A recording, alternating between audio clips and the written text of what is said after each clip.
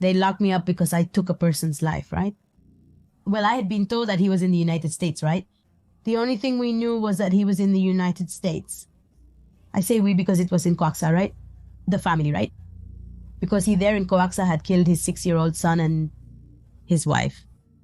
So the police were looking for him for the death of his wife and his child, right? I tell him, yes, tell me. He tells me, look, Anita, I brought you to Monterrey, but not for you to work. I brought you because I wanted you to live with me. Then he tells me, your family will leave until the day you are with me, and you will leave until the day I want, because just as I killed my wife, it will happen to you. I tied his hands and said, no, you stand up and you're going to kill me. There will not be another opportunity. You will not leave me alive. I know you're going to kill me.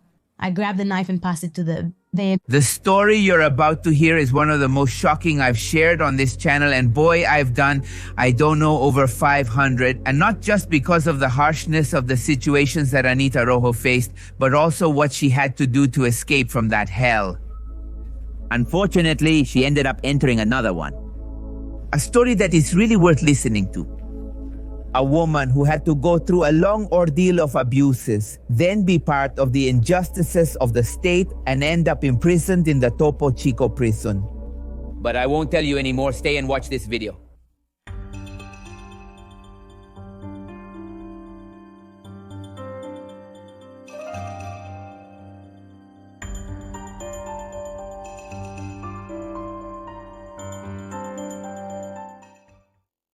Hello, my name is Anita Rojo Escobar. I'm here to tell you, right? To talk about why I spent 15 years, 8 months in prison. At first, I blamed myself, right?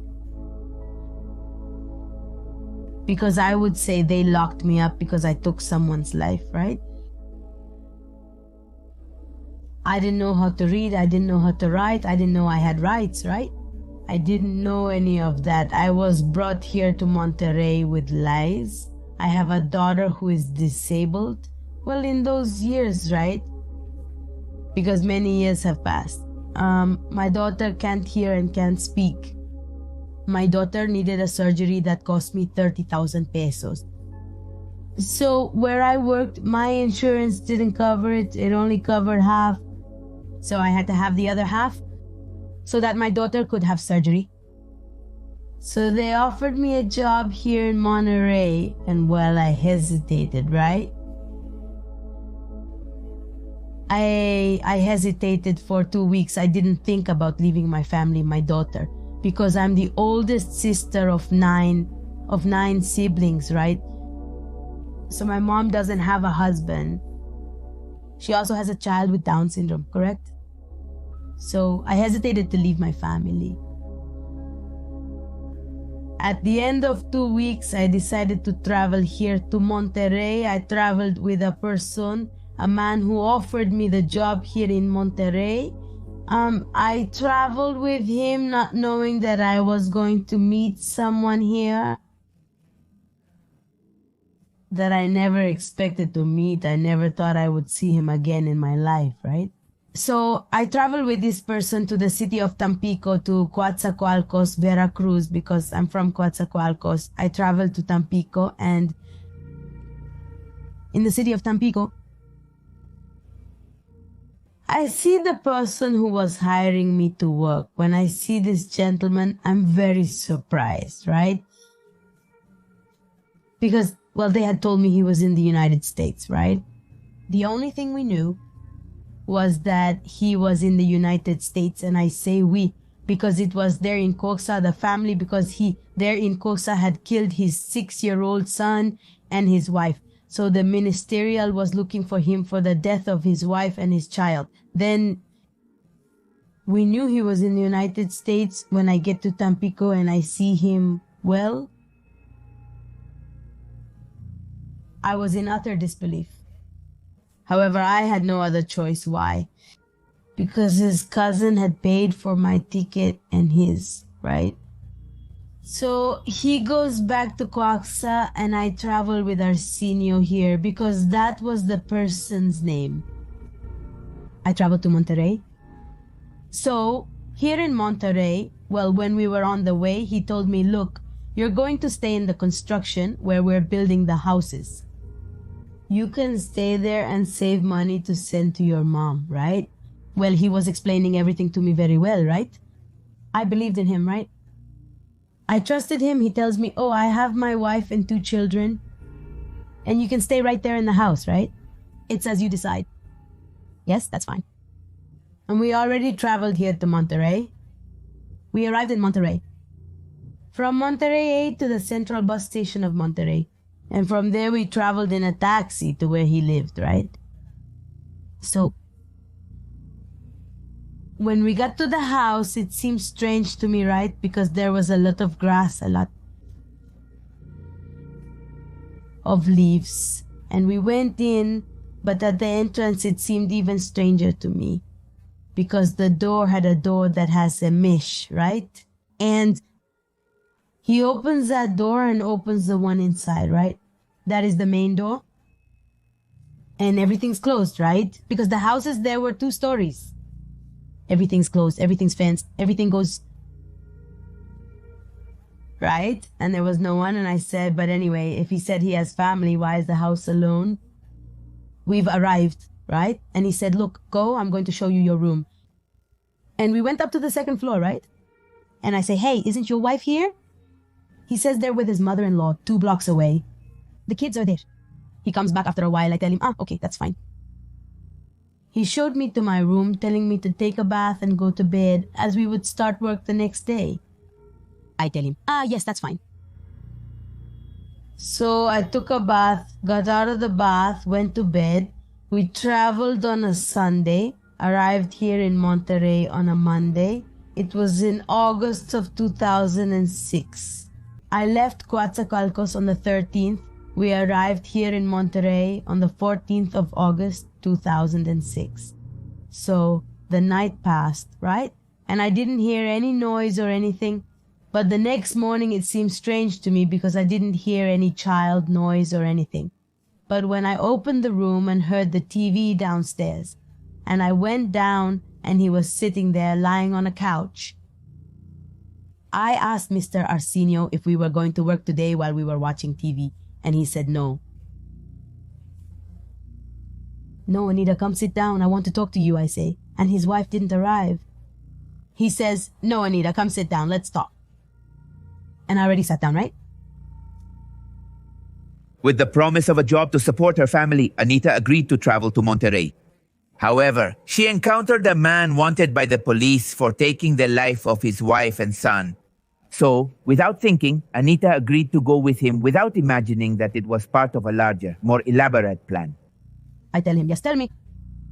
He tells me, look, Anita, I brought you to Monterrey, but not for you to work. I brought you because I wanted you to live with me. And I say, how? But if my daughter is sick, I have to work to send money, one for my family to eat, another to get my daughter ahead. He says, no, ever since we lived there, he said I was in love with you, right? Since you never paid attention to me, I had no choice but to bring you here with lies, right? And you're not going to leave from here, Anita. You're not going to leave from here. He said, come, I'm going to show you the house. We left the living room like that. We went to the kitchen, and from the kitchen, there was the patio and a laundry room, right? Just outside.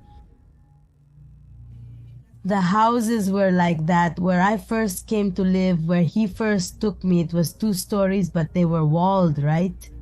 The walls were 2 stories high, right? There was no way out except for a little hallway and a big iron door, right? So he tells me, look, you can escape from here. If you want, you can escape. You can leave, yes. I'm just gonna tell you one thing. I know your mom, I know your daughter, I know your sisters, I know your whole family. I lived with all of them because I lived across from my mom's house. So he tells me, your family is going to live until the day you are with me, and you are going to leave until the day I want, okay? Because just like I killed my wife, it's going to happen to you. You're not going to leave, Anita. You're not going to leave until I say you're going to leave, okay? And if you escape, go ahead. You don't have money. You don't know the city. I know everything. I have a lot of money. I'm going to go and kill your mother and your daughter. You're just going to make it to their funeral, okay? More than anything, it was the fear that he would keep his word, right? Because if he had already killed his son and it hadn't hurt someone of your blood, then I said, he is going to harm my family, right? Anita was trapped with no way out. She was a victim of abuse and physical emotional violence as well. Common situations, unfortunately, in this country. She couldn't protest then, as her captor had decided her future to remain under his control for his own benefit. The beating started. He made me cook for him, and truthfully, I didn't know how to cook because I worked. My mom was the one who cooked for us. So he made me cook, and I didn't know how to make the food the way he wanted.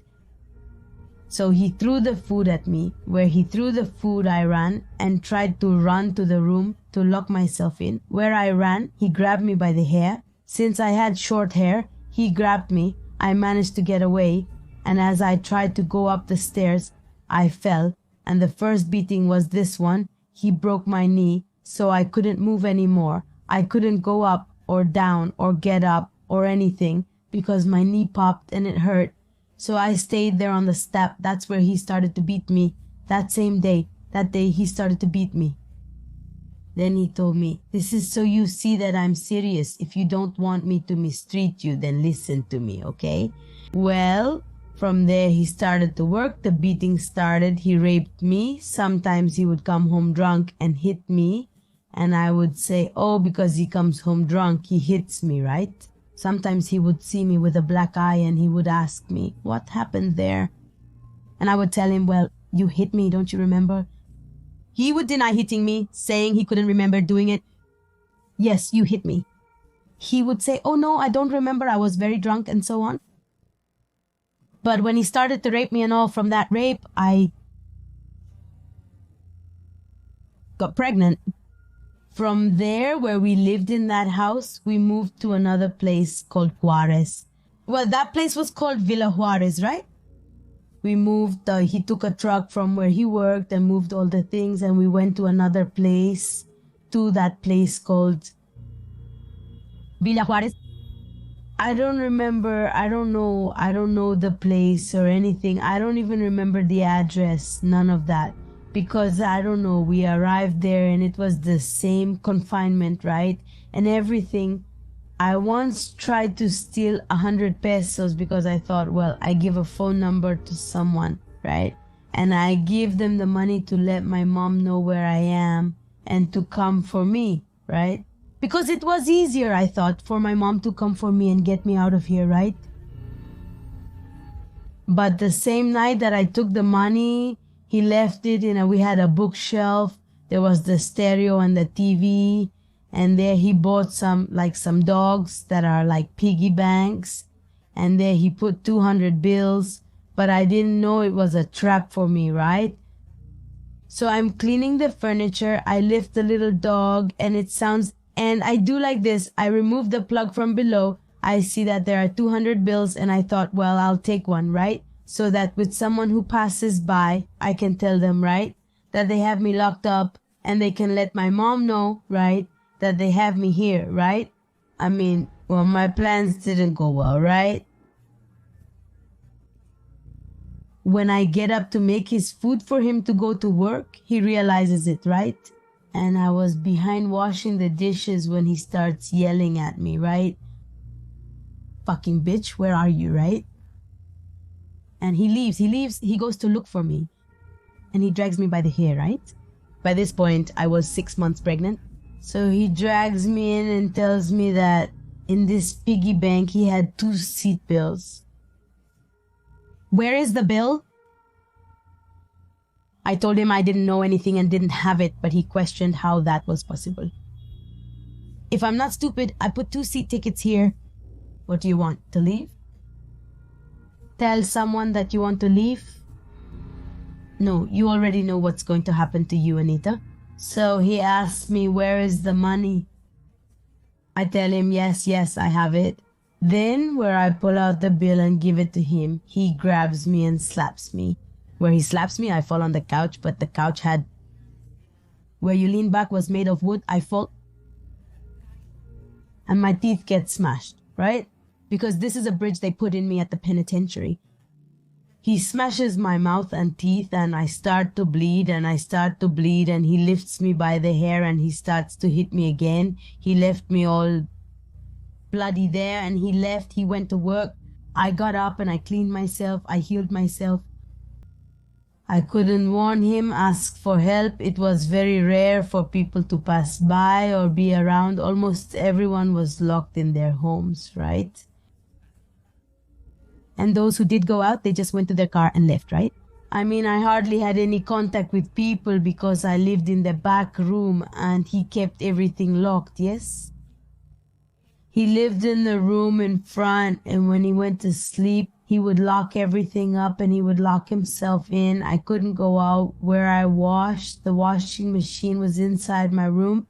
He made an exit for the hose so that the water would go outside. I mean, I couldn't go outside at all. I couldn't walk outside. It was just my yard. It was the house. Inside, right? So, well, I was tired of all this wants also to abuse me. I didn't want any more abuse, and he threw me. He poured alcohol into a glass, lit it, and threw it at me here, right here, you know? For my part, I somehow put it out, then he started hitting me. He started hitting me and so beaten, all bloody like that in bed. He raped me, or he tied me to the bed and raped me. So I said, I don't want anymore. I don't want this. But it never crossed my mind to kill him, to take his life, you know? First, when Anita got pregnant, the abuses continued and she was tired. One April night, she chose to protect her baby. She was convinced that she had to do something, but she never imagined that she would go so far. To be exact, on April 21st, 2007, just like 15 days before, right? He had left, he had gone, he had left. I don't know if he was working, if he wasn't working. I knew nothing about him. But when he arrived, I was happy because even though we had nothing to eat and only water to drink, at least there was no one to hit me. But the day he arrived, it was a Friday. He arrived around 8 in the evening, very drunk indeed. And he opened the door, came in, and I saw him. He locked himself in his room, right? And everything. Okay, on the 21st in the morning, which is Saturday, he wakes up yelling at me and he says, make me a chocolate milk. So since I already had a very big belly, I get up and prepare the chocolate milk. I had some glass cups on the table where I grab the blender cup to pour the chocolate milk into the cup. With my same robe, I knock over a cup and the cup breaks, and he comes out of his room and says to me, what did you do, you useless? It's just that I dropped the cup. He tells me, yes, you're good for nothing. I don't want anything anymore. And he slapped me and I was left picking up the glass, and he left. He closed everything and left. It must have been around 7, 8 in the morning when he left the house. He came back in the afternoon. The sun was just setting when I saw him through the window coming, and I heard the noise because they couldn't open the front door. The first door they couldn't open because he was very drunk and he had a box of beer and he had about 10, 11 men with him, right? So he opens the door and they go in. They all go in, right? And I run to my room and lock myself in, right? And he's going, right? He touches me and asks what I'm doing. I tell him, I'm here sewing some rags, I say, for diapers for my baby. I tell him, hey, I'm very hungry. I tell him, I'm very, very hungry, I say, we haven't eaten anything. He tells me, look, I'm going to give you the opportunity of your life. Here I have 100 pesos. Take these 100 pesos and go to the corner where they sell chickens. He said, "You're going to buy a chicken, but you're going to feed all my friends." I told him, no, I'm hungry and I'm not going to feed more people. I'm going to eat. He says, you're still being stubborn. I tell him, yes, I'm not going to feed more people. He says, and still that. You're going to go and I'm going to wait outside. If you try to run away, Anita, I have money. I told him, yes, but I'm not going anywhere. And I threw the money at him. Where I throw the money, he slaps me back and forth. So I cried and he left the room. He left my room. For this, I get up and go to the bathroom. Then one of the men who was drinking with him tells me, "Mom, do you want a Coke? Or some chips? What would you like?" To go buy them, and I turn around and see him. I tell him no, and when he tells her, I say, "Right?" He asks me, "What? Did you like my old lady or what?" Because if you liked my old lady and you meet her price, I'll even lend you my room. So I got scared and thought, if she's done so many bad things to me, she shouldn't hand me over to someone else for money, right? So I run back into the room and I don't come out again. And then I hear them start to argue. They started to argue. For this, I don't remember the time. It's not the only thing I've never been able to remember the time. I hear them arguing and they leave. And they leave, right? When I see him again in my room and he says, "You must be happy now." He said, "My friends have left. Now go out with me because I'm going to keep drinking." I said, "But I don't drink." He said, "I don't care. You're going to be with me there." He had the stereo on. He had the TV on. It was a horrible racket. So I leave and sit on the couch, right? And for this, he still had, I don't know how many beers in a box, but the dining room was full of beer bottles. And then I asked him, where does he want to stand? As he gave me a stop. Where did he want to stand? He bumped his legs into the table and knocked over the bottles he had in the dining room. Then I turned around and saw him and I said, "Mr. Arsenio, you should go to sleep. You're very drunk." Oh, who did I say that to? He stands up and instead of going to the bathroom, he comes to me, grabs my hair and says, "You've really pissed me off. Who pays the rent?" "Well, you do." "Who's in charge of this house?" "Well, you are." "Then why do you interfere in what doesn't concern you?" I tell him, "No, but you're going to hurt yourself." He says, "Don't you hate me?" "No, I don't hate you." "Do you hate me?" He says, "But look, let's make a deal. I'm going to open the door for you. If you manage to run, hide, Anita. Hide and escape. It's the only chance I'm going to give you if you manage to hide or ask for help. You're free, Anita. But if not, who knows what will happen here? Maybe a curse." I mean, okay, I accept. Let's do it. I never thought it was a trap from him, right? Because he opens the door and stands in the doorway where I try to run. He trips me and I fall between outside and inside the door. Where I fall, he grabs me by the hair, grabs me again by the hair, and drags me just to the entrance of the door, and there he kicks me. So the only thing I was doing was taking care of my baby. I made my hands like this. I have many marks, many where there are marks from the bottles, where I was just taking care that they didn't hit me in the belly. He would hit me on the back, on the legs, wherever the blows would land. He got tired of hitting me and went into his room. Blows, insults, abuses, and mistreatment were his day-to-day. Anita couldn't take it anymore. That night, many things were going through her head and she was sure she had to protect her baby. And I said, I started to, like something, like a cloud, like something blocked my head. I said, I don't want this life anymore. It's better if it kills me. Let it kill me. Because I'm not going to be able to defend my son. I'm not going to be able to do anything anymore. I said, no, I'm going to hit him so he can feel what I feel. But it never crossed my mind what I did, right? Just hitting him so he would know the pain I was feeling. So I get up, go to the kitchen and grab some shears. Some The shears are large pliers used to cut padlocks. I said, with this, I hit the door's lock. I get in and hit it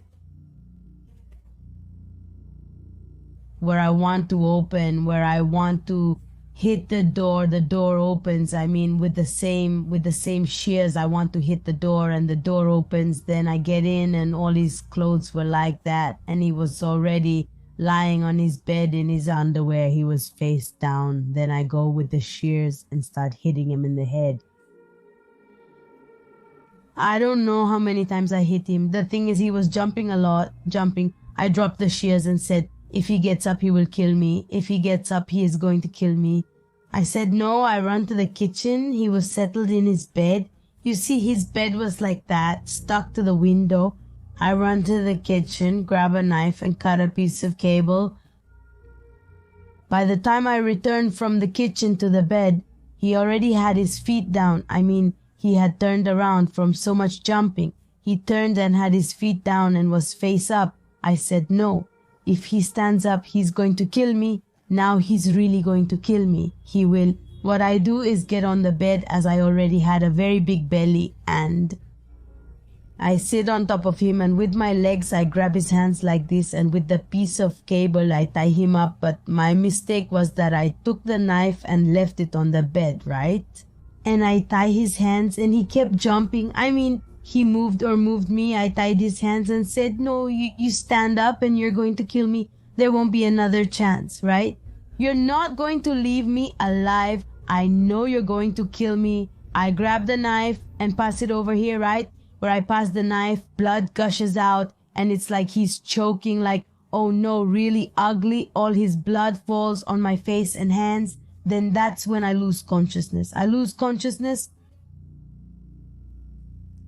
It was the 21st, I don't remember the time, the 21st of April, and I didn't come to until Monday.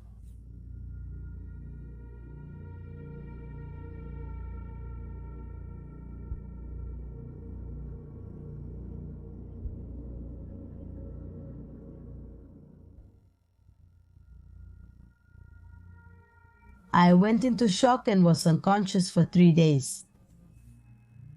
It was Saturday, Sunday, and Monday.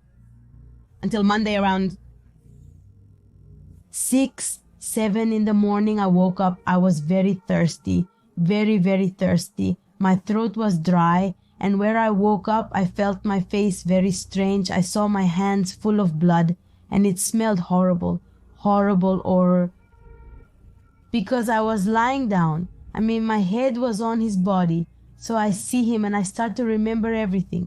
And I leave the room. I close his door, his room, and I go to the bathroom. I wash my face. I drank a lot of water, my hands and everything. And I said, what am I going to do, my God? What did I do? I want to be with my family. I want my mom to know where I am, right? Because they didn't know where I was. They didn't know anything. They knew I had come to work, but they didn't know with whom or where or anything, right? So I said, how do I do it?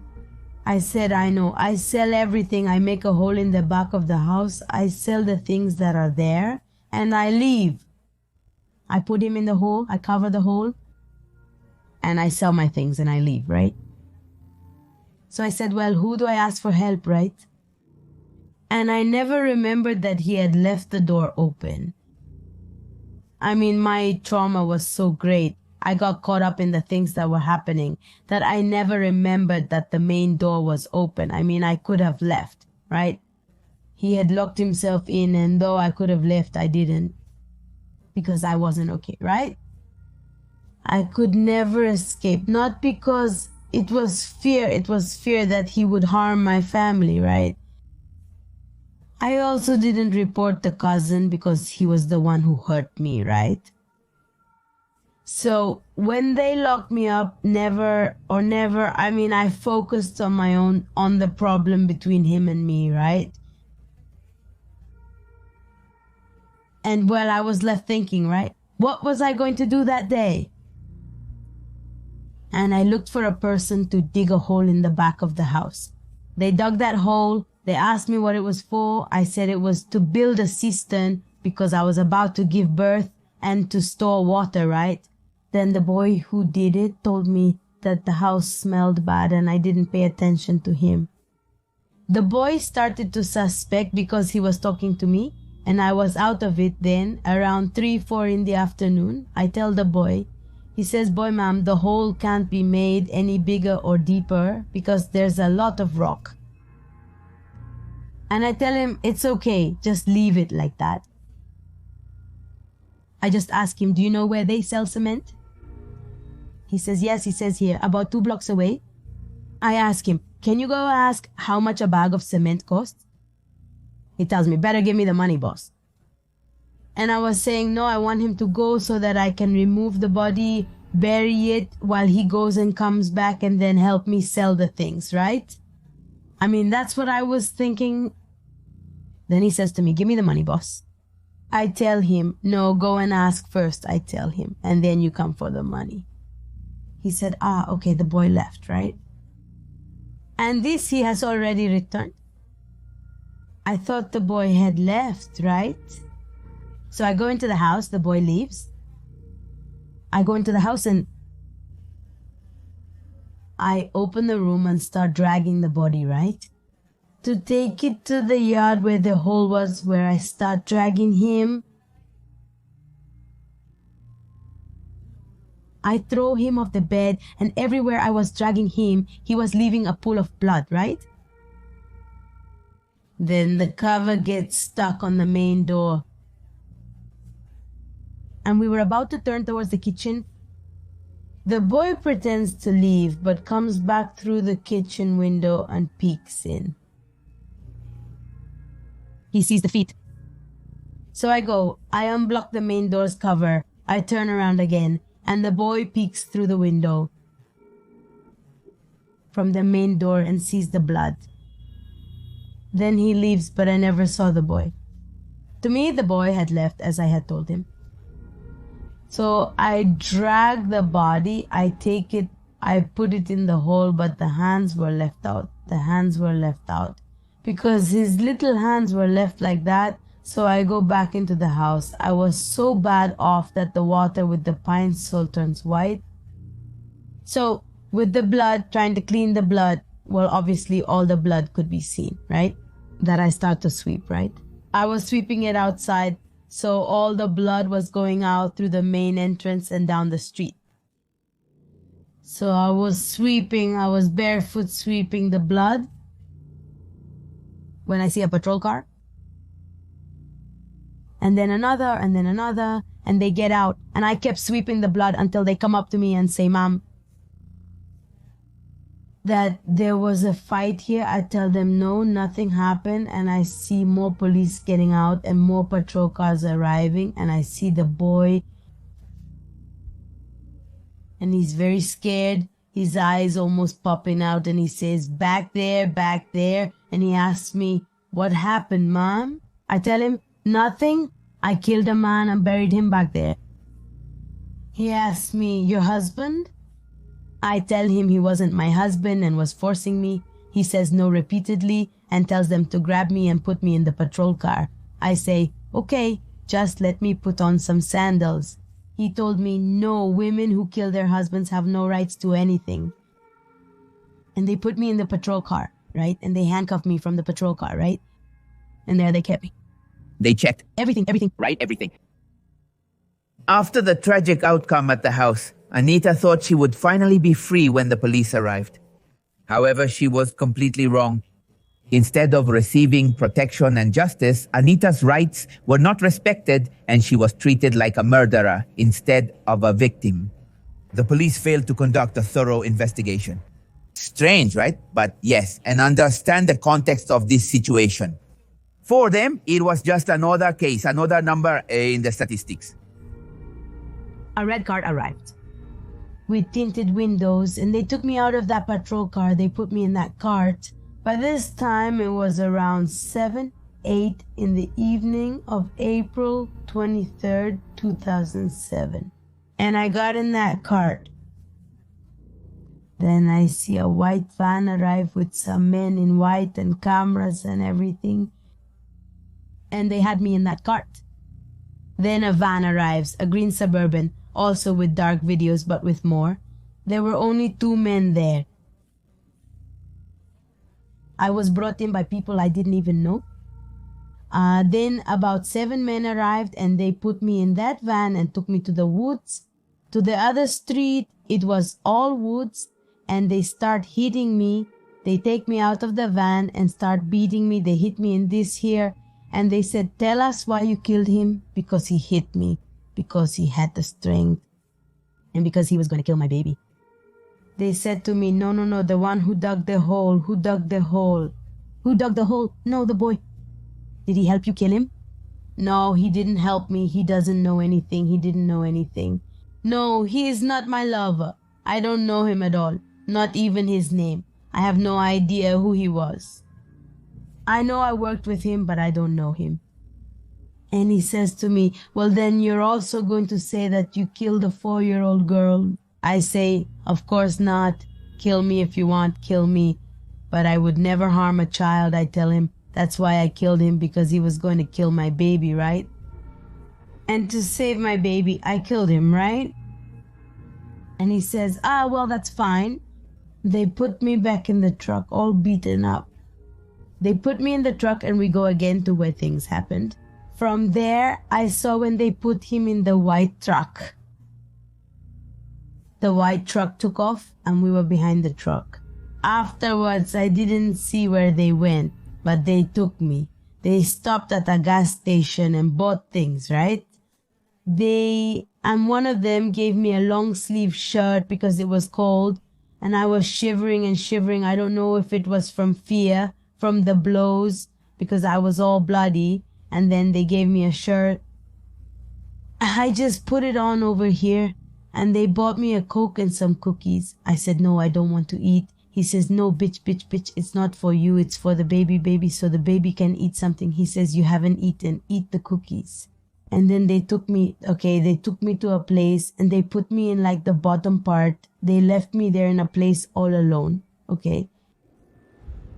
That was Monday night. Tuesday, April 24th, around 10 in the morning, they came for me themselves and took me to a place called Calderita, right? They took me there and they left me there. Then a lawyer arrived and that lawyer told me that I had no rights to anything, that I was going to rot in jail for killing my husband, that they were going to give me more than 100 years, and that my baby was going to be given to the DIF, and that my family would never hear from me again. So I thought it was true, that all of that was going to be true. Then, wearing the same shirt, they took me to that place. There was only one bunk bed, but it was the bottom part in the middle and another one on top. So I climb up with one hand and tie the sleeve of the shirt, and with the other I tie myself, right? And I let myself fall where I let myself fall. Imagine that where they put me in the cell was like this. And in front there were men, so I think they saw me. I don't know, because I tied myself, I hung myself. But when I woke up, I was already handcuffed to the same ladder on the bottom bed, and they didn't let me move anymore. They kept me there. They took me on Tuesday, April 24th, and they took me out on Tuesday, April 30th. At 8 o'clock at night, they admitted me to the Topo Chico prison. They kept me for a week. I didn't know why, right? It wasn't until many years later that I found out they took me there because they had beaten me so much that Topo Chico couldn't take responsibility for me, or they wouldn't take me in because I was badly beaten by them, right? I mean, I found out about it much later. They kept me there for a week and then they took me to Topo Chico. I was admitted to Topo Chico on the 30th of April at 8 in the evening. In April of 2007, Ana Rojo Escobar, 32 years old, murdered Arsenio Hernandez Morales while he was sleeping. It hit with a pair of bolt cutters, then slit his throat and buried his body in the yard of his home, located in a popular neighborhood in the municipality of Juarez. Anita, as the media called her, was sentenced to 25 years in prison for the crime.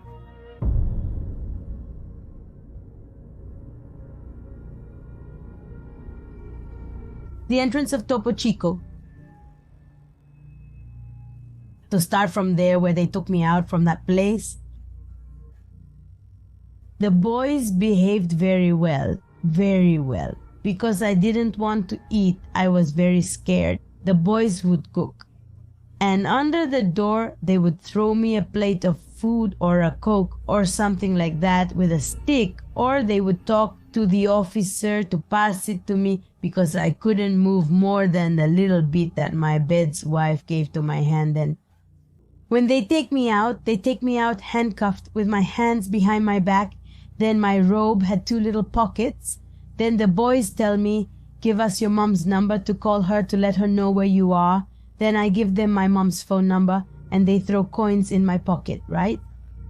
He tells me that money is because where you're going to arrive, you'll be able to buy a meal, you'll be able to buy something, you'll be okay there, Anita. So I tell him, all I ask is that you let my family know, let my mom know, right? Where they're taking me. Yes, I thought, well, it's all lies, right? It can't be true. They're prisoners. I mean, all lies, right? Well, they took me to Topo Chico. When they admitted me to Topo Chico, they took me to the observation area, as it's called, where psychiatry is also located. I didn't know why they had admitted me to observation. But the next day, it was the 1st of May, no. The psychiatrist didn't work until the 2nd of May. On May 2nd, I saw the psychiatrist, Felix Monfort, who has since passed away. And he sees me, evaluates me and everything. He tells me, honey, he said, I want you to prepare because I think you're going to spend many years here.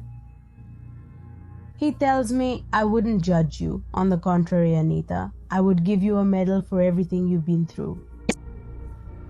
Because you killed someone who didn't deserve to be alive, but I'm not the one. You have a judge, and I can't help you, Anita.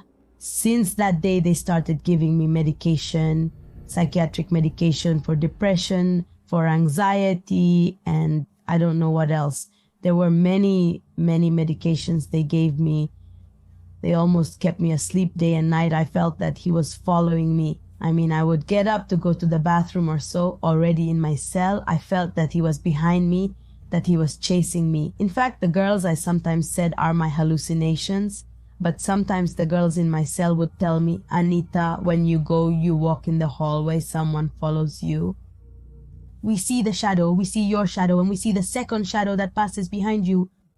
Or I was in the bathroom and I felt how the curtains moved in the bathroom, right? I mean, you could feel the presence of someone and it was nobody. No, it was nobody, but the curtains moved, right? So I know that I do. I mean, I feel that I did need it. I did need the medication, right? They gave it to me at 9 in the morning and 7 at night, and that's how I survived 6 years. Many advised me not to take medication anymore, to endure because it was many years that I was going to be there, to endure but not to take medication anymore because there were many psychiatric patients, many people who were in psychiatry who had family, but they didn't claim them because they were already psychiatric patients. And I was scared. I would say, I do want to see my family. I do want to see my daughter again. I want to see my mom again. I want to be with my family. I don't want to stay there. For Anita, reuniting with her family was the most important thing from the beginning. However, despite her hope of being able to embrace her newborn, fate had other plans. Unfortunately, the baby she had fought so hard to protect could not survive. The loss of her child was a blow you can imagine, devastating for Anita, adding to her immense pain to her already difficult situation. My baby passed away. My baby just completed 7 months of pregnancy. On the 29th of May, I was in the hospital. My baby was born well, born normal, but upon birth from here to the back, his little head opened up, meaning that it seems like his head split open at birth. The doctor says that because of the blows I received, my baby died. I continued under psychiatric treatment 6 years. 6 years I took medication. I was sentenced for qualified homicide to 25 years. I never had a visit from my family or help from my family or anyone ever. Only once my mom came when things happened. They did notify the boys where they had me. They notified her. My mom knew where I was. And I only had a visit once. I was sentenced to 25 years for first-degree murder. I was sentenced right away, like within a year. I was sentenced about a year later. I was still under treatment when I was sentenced. 6 months after the murder happened. 6 months passed. They took me to identify the body so that they could throw him into the common grave, because since his mother didn't claim him, they couldn't throw him into the common grave. So they took me to identify the body, and then they threw him into the common grave. If I told you what I felt, oh, how can I explain? Remorse, no. No, because first they turned their backs on me and opened this where he was. They started asking me a lot of questions, right? About how everything had happened and everything. And then they turned me around so I could see him, to see if it was him, and I told them yes. What I felt was a lot of anger, a lot of hatred, and I wished he would rot in hell, right? He had only lived 6 months in the penitentiary, but I knew I was going to spend many years there, right? And having lost my son, right? Despite the fact that I tried to save my son's life. I couldn't free him, and that was more hatred. I wanted to eat him right there where he was. I wanted to eat him. I wanted to make him disappear. They took me out of there. They sent me back to the penitentiary. I've lived my life. I was already free there in the penitentiary. I worked and everything under my psychiatric medication, because if they are checking on you, it's not like other people who arrive and live their normal life. So yes, it was very, very difficult for me not to have a family, not to have the support of my family, the feeling alone, right? Having lost my son.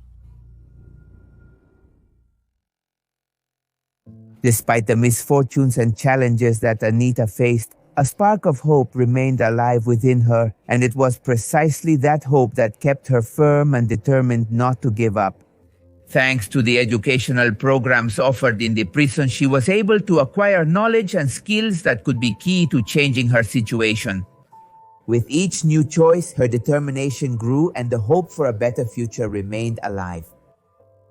I started talking to other people and started asking for help on how to get a lawyer. I started studying. I didn't know how to read or write. There in the prison, I started studying at the INE. Instituto Nacional para la Educación de los Adultos. What's the name of this open school?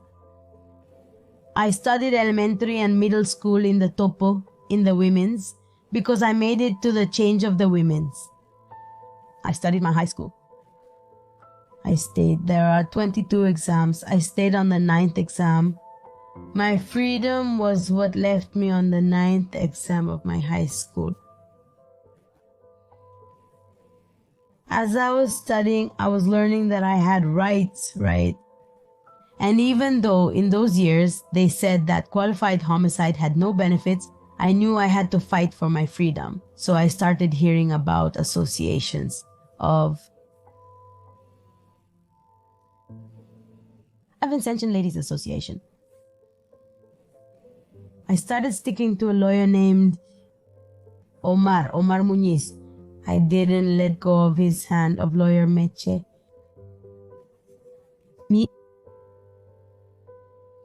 It gives me a lot of chills, a lot of emotion, because from there I knew I had hope. From there I filed an injunction. I met a lawyer named Claudio Rodriguez Flores, who was an injunction specialist. He helped me a lot, but nothing could be done. No, not much could be done because he said that my statement had been taken as a confession, as if I was confessing that I had done it.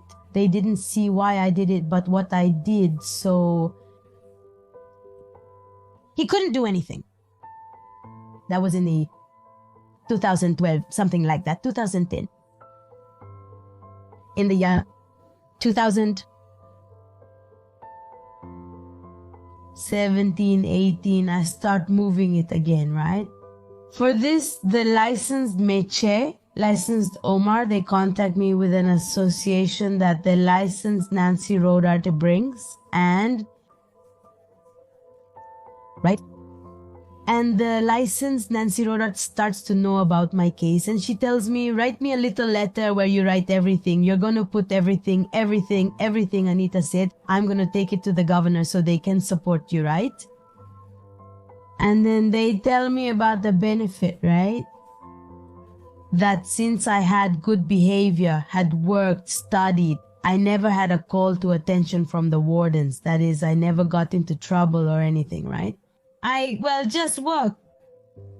So they tell me that I could have a benefit for good behavior and that a new reform had come in. Lawyer Omar told me then they start messing with me because of the new reform that goes with 70%. So, like in 2018,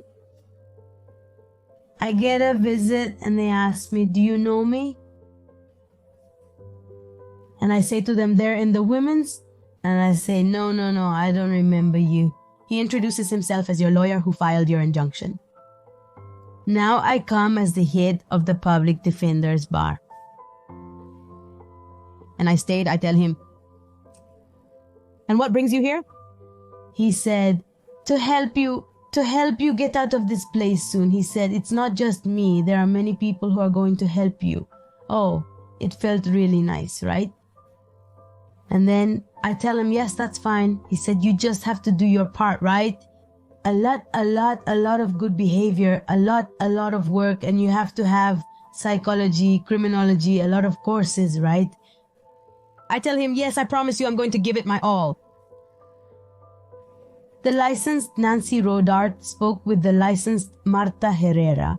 There was still a damage repair of 120,000 pesos to be paid.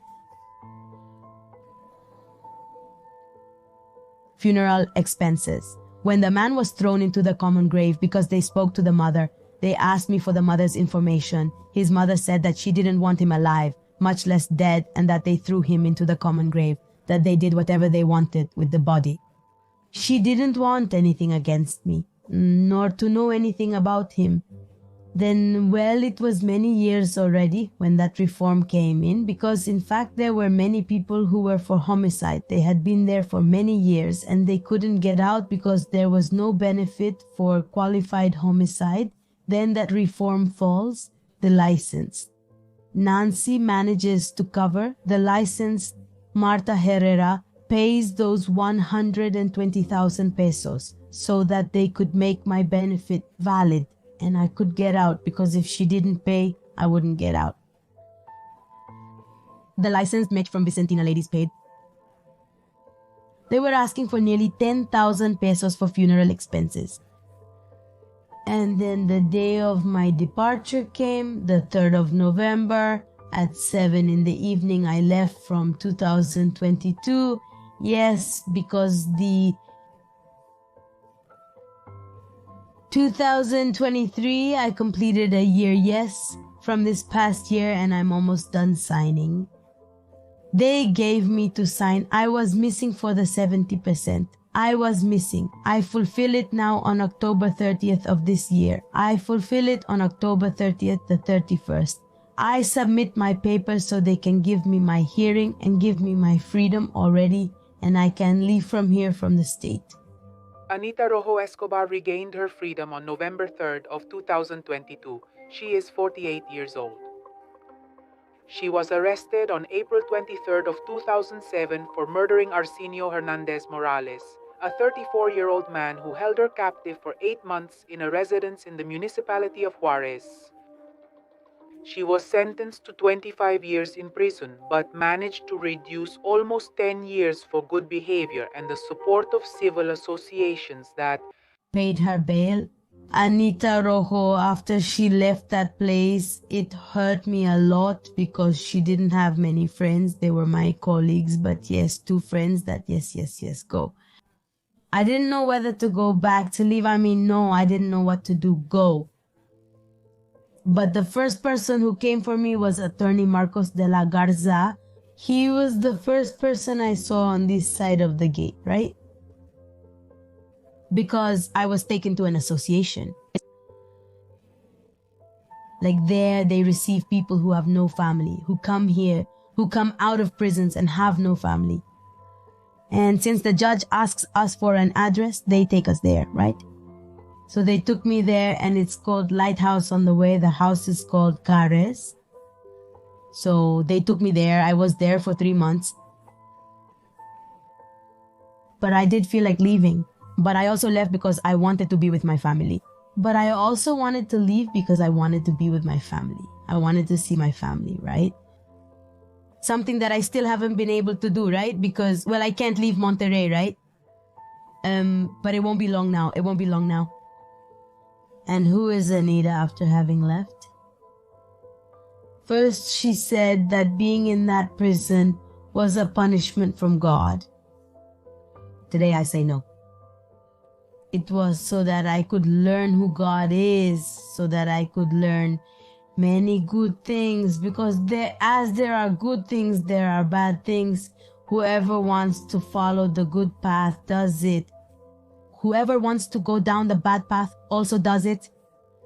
And they can't lie to me. I lived there for 15 years and 8 months, right? I lived good things and bad things. So I learned to weave. Today, I know how to make purses for ladies, for gentlemen, for children. I know how to make raffia baskets. I know how to make bracelets, earrings. I feel more proud because I studied elementary, middle, and high school, right? I'm someone else. And I feel like even after leaving that place, I was still blaming myself, right? I felt like I was at fault, like I had taken someone's life. And maybe I still feel that way, right? But today I know that I've already paid for it, that I've paid for something I did do, but he forced me to do it, right? Because justice saw what I did, that I took a person's life, but they didn't see all the damage he did to me. And not just to me, I mean to a creature that was not to blame. That I also didn't ask to have because it was the result of a rape. It wasn't because I wanted to be with the man.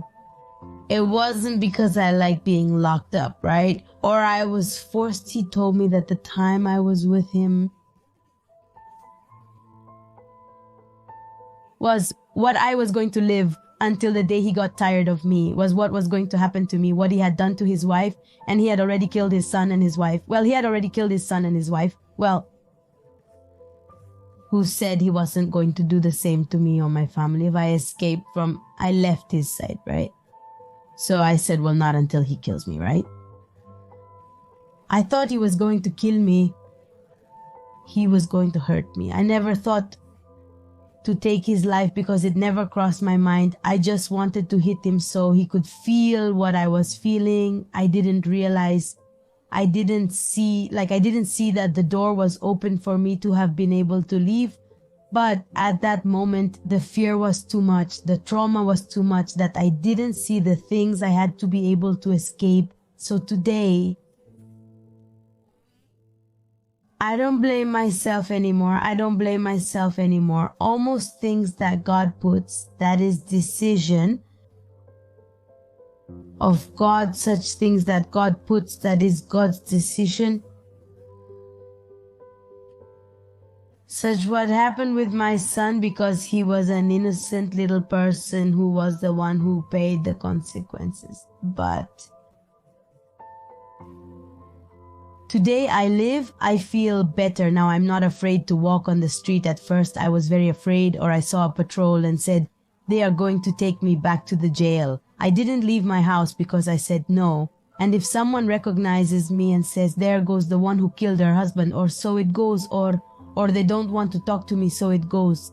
But no, everything is overcome. Right now, I almost know Monterrey. I already know how to get where I'm gonna sign because I'm still signing. I go, I sign, my supervisor checks on me, sees that I'm at the same address, sees that I'm doing things right. I have a little stand. I sell candies at my home. I make bracelets. I keep working, right? Right now, I've overcome all that thanks to God and my psychologist. Because I still have a psychologist, I would have wanted justice, to have been done justice, to have seen why I really took it away. So they could have seen why I really took it away, so that they would have given me fewer years and I would have spent more time with my family, right? My pain here is not being able to be with my daughter, knowing that I couldn't help my daughter. My daughter ended up the same. And I lost my son's life. I tell my story so that women learn to defend themselves, because I wouldn't want them to go through what I went through. Yes, I know society says, oh, those who are in jail got what they deserved, right? That's not true. There are many people who are truly innocent or who were locked up there by a man, by another person, not because they committed the crime themselves, right? But it's always because of a partner or a man, right?